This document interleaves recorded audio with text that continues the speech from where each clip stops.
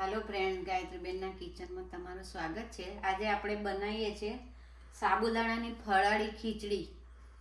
એના માટે મેં આ લીધા છે 300 ગ્રામ સાબુદાણા લીધા છે, જે મેં 4 કલાક પહેલાં પલાળ્યા હતા અને અત્યારે એનું પાણી કાઢી નાખ્યું છે।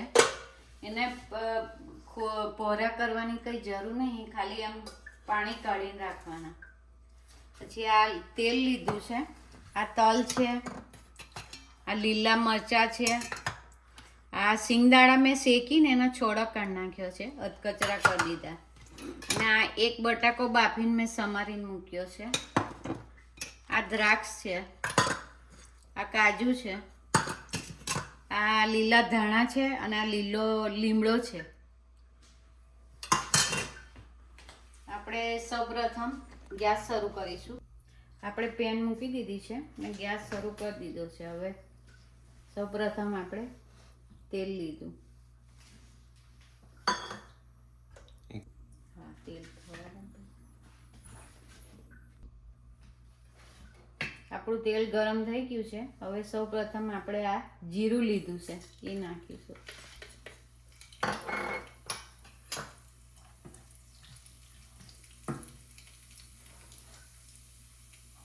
જીરું તતડી ગયું છે। હવે આ લીલા મરચાં મેં લીધા છે, 5 થી 6 નંગ લીધો છે, 6 નંગ લીલા મરચાં।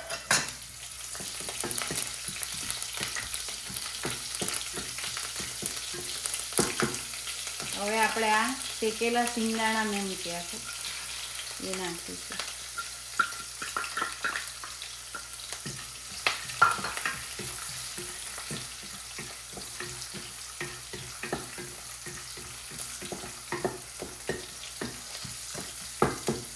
આ કાજુ લીધા છે મેં 10 થી 15 નંગ।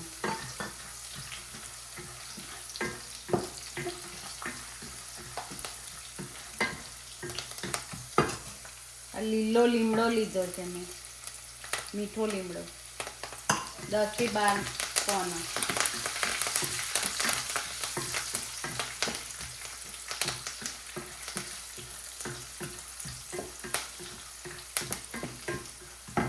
દ્રાક્ષ લીધી છે એ ભભરાઈ દીધી।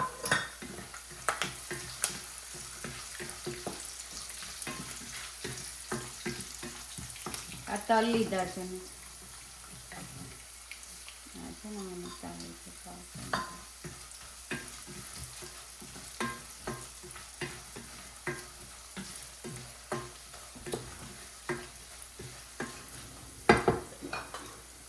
લાસ્ટમાં આપણે જે આ એક બટાકો બાફીને સમારીને મૂક્યો છે એ લીધો।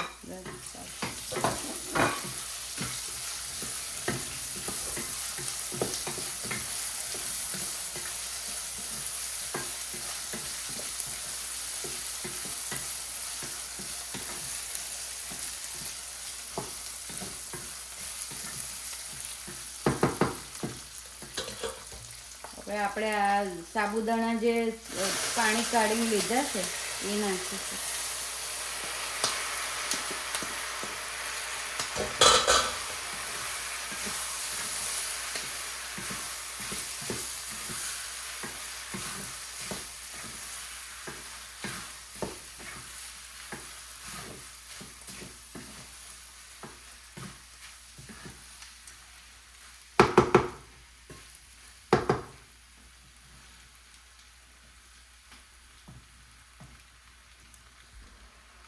આપણે આ ફરારી ખીચડી બનાવી છે સાબુદાણાની, એટલે આપણે આ પેલું મીઠું નહીં વાપરીએ, આ મેં સિંધો મીઠું લીધું છે,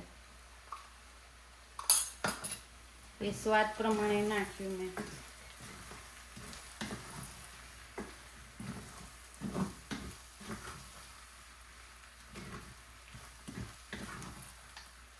હવે આપણે એને બધું નખાઈ ગયું, મસાલો બી થઈ ગયો આપણે ખીચડીમાં। હવે 5 થી 7 મિનિટ એને ઢાંકી દઈશું। હવે આપણે 7 મિનિટ થઈ ગઈ છે। હવે ખીચડી આપણી રેડી થઈ ગઈ છે સાબુદાણાની। હવે આપણે એને વાડકામાં કાઢીશું।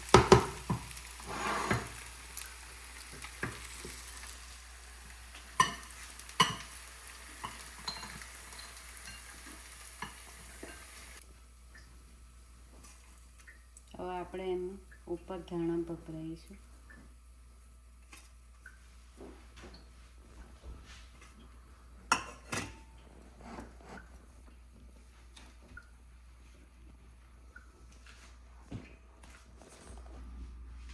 આપણી આ રેડી થઈ ગઈ છે સાબુદાણાની ફરાળી ખીચડી.